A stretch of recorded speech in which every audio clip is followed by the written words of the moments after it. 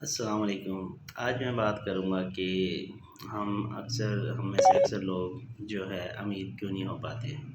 उसमें 1-2 जो बातें हैं वो मैं आपको शेयर करूँगा। इसमें सबसे पहले तो हम ये देखेंगे कि कैसे चीज़ें चलती हैं और क्या सिस्टम होता है, किस तरह बंदा अमीर होता है, किस तरह अमीर नहीं होता, क्या-क्या प्रॉब्लम्स होती हैं और हमें क्या चीज़ पता होनी चाहिए।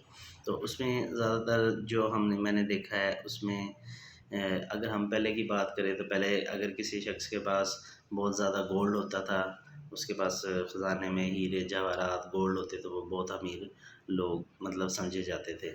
उसके बाद एक दौर आया कि वो ज़मीन और लैंड जिसके पास ज़्यादा है तो वो लोग ज़्यादा अमीर समझे जाते थे और मतलब अभी भी समझे जाते हैं, लेकिन ये चीज़ें मैं आपको बताऊंगा कि अब चीज़ें क्या चल रही हैं, मतलब अब क्या चीज़ है जो थोड़ी सी मतलब हमें फ़र्क समझना पड़ेगा। अब जो तीसरी बात जो फिर बात नेक्स्ट जो आई उसमें यही था कि ये हमारे पास रुपए पैसे आ गए और इस पे ज़्यादा पैसा होता था वो ज़्यादा अमीर होता था।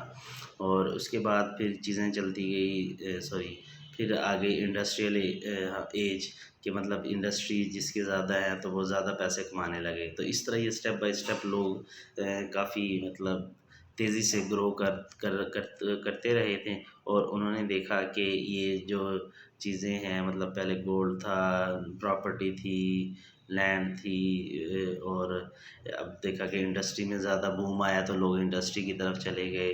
और अब नेक्स्ट मैं आपको बताता हूँ कि जो लेटेस्ट जो चीज़ें समझ आ रही हैं मेरे, वो ये है कि जिस शख्स के पास इंफॉर्मेशन ज़्यादा है वो सबसे दुनिया का अमीर शख्स है।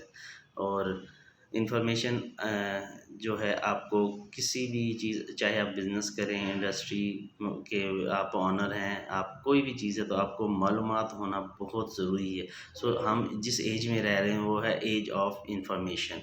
इस तरह जो एज ऑफ इंफॉर्मेशन में रह रहे हैं तो हमें ज़ाहिर सी बात है हर चीज़ की इंफॉर्मेशन होना बहुत ज़रूरी है।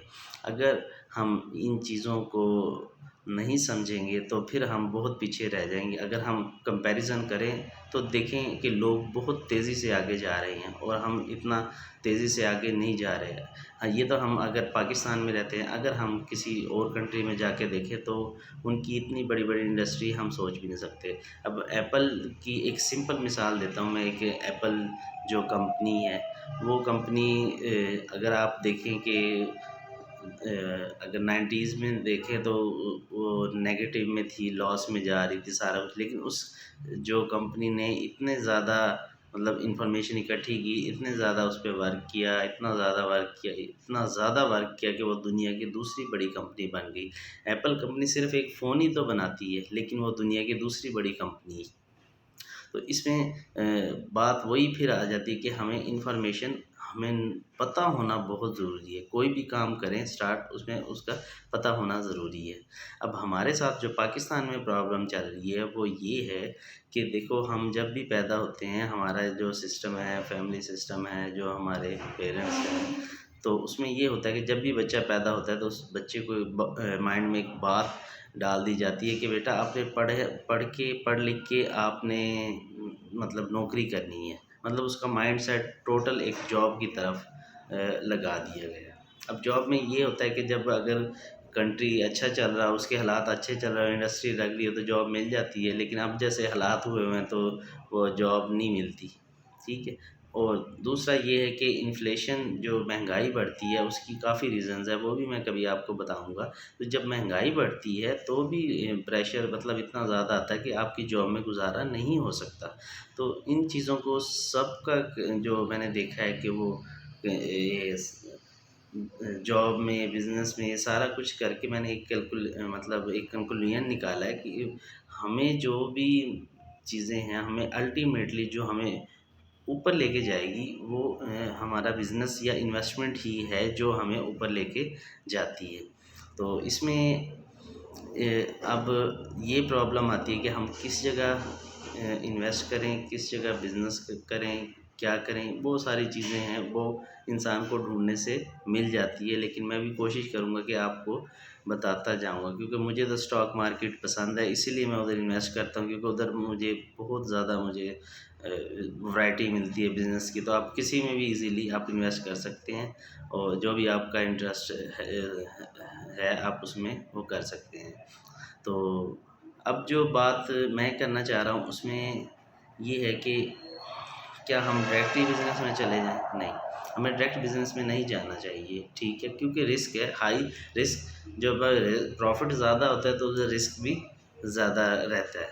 तो जिस तरह हम स्टार्ट कैसे लें, जैसे हमने अब कोई डिग्री हासिल की या जो भी है, हमें कोई जॉब लग गई, तो उसमें ये होता है कि हमें ना कुछ पार्ट उसका सेव करना होता है। अगर हम 10% भी सेव कर लें, सपोज़ कि हमारी जॉब में जो हमारी सैलरी है वो 50,000 रुपीज़ है, उसमें से सिर्फ हम 5,000 रुपीज़ भी सेव करें और उसको हम किसी म्यूचुअल फंड या हम स्टॉक मार्केट में इन्वेस्ट करें, तो वो आहिस्ता आहिस्ता आहिस्ता आहिस्ता ग्रो करके, और उसका जो प्रॉफिट आएगा उसको फिर उसके अंदर इन्वेस्ट करें, फिर उसको इन्वेस्ट करें, तो एक लंबे अरसे बाद एक बहुत बड़ा आपके पास, हम कहते हैं कि एक एसेट बन जाएगा, और वो फिर जो इनकम जनरेट करेगा, तो आपको जॉब करने की ज़रूरत नहीं पड़ेगी। ये सारी इन्फॉर्मेशन मैं, जो भी मेरे देखने वाले हैं, मैं उनको इसलिए बताना चाह रहा हूँ कि ये चीज़ें एग्ज़िस्ट करती है, ये रियलिटी है, इसमें कोई झूठ नहीं है। दुनिया के जितने भी अमीर शख्स बने हैं, कोई भी जॉब होल्डर अमीर नहीं बन सकता। जॉब ठीक है, आप मजबूरी में करें, आपके पास पैसा नहीं है वो करें, लेकिन अल्टीमेटली आपको थोड़ा थोड़ा थोड़ा थोड़ा करके आपको बिज़नेस और इन्वेस्टमेंट की तरफ जाना ही पड़ेगा। जो लेटेस्ट इंफॉर्मेशन है मेरे अकॉर्डिंग, तो ये लेटेस्ट है कि हम जिस दौर में रह रहे हैं, हमें इंफॉर्मेशन जो मिली है उसमें यही है कि ये चीज़ें हमें अल्टीमेटली बहुत ऊपर लेके जाएंगी। आप सोच भी नहीं सकते कि इतना ज़्यादा फ़र्क आएगा। ठीक है, साल में, 2 साल में, 4 सालों में इतना फ़र्क नहीं आता, लेकिन टाइम जब गुजरेगा तो फिर वो चीज़ों का फ़र्क आता है। तो इसमें मुझे उम्मीद है कि इंशाल्लाह आप मेरी बात को फॉलो करेंगे। उसमें आप जो भी है शॉर्ट, थोड़ा सा मतलब थोड़ा थोड़ा करके इन्वेस्ट कर लें। अगर आपको नहीं पता तो आप चीज़ों को थोड़ा थोड़ा करके इन्वेस्ट करो, चीज़ों को सीखें। इन्फॉर्मेशन, जो मैंने असल बात बतानी थी कि we are living in the age of information.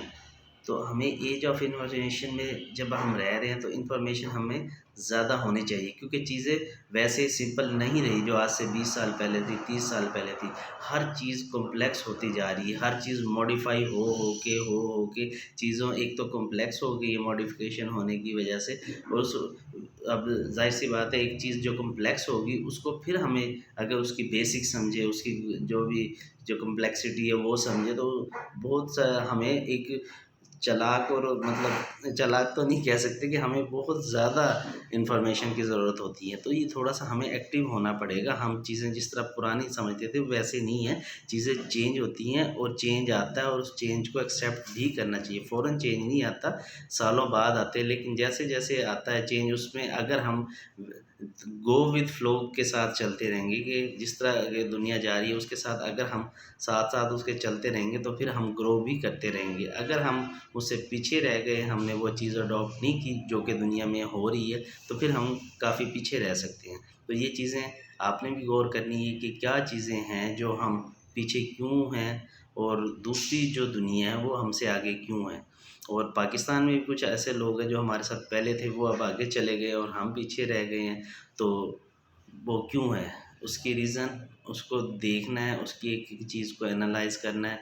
और जब ये सारी चीज़ें आप देखेंगे, तो इंशाल्लाह आपको ना फ़ायदा होगा। अगर आपको मतलब मुझसे भी अगर किसी चीज़ की कोई इन्फॉर्मेशन जो मेरे हद तक हो सकती है पॉसिबिलिटी, वो भी मैं आपको बताऊँगा। ओके जी, अल्लाह हाफ़िज़।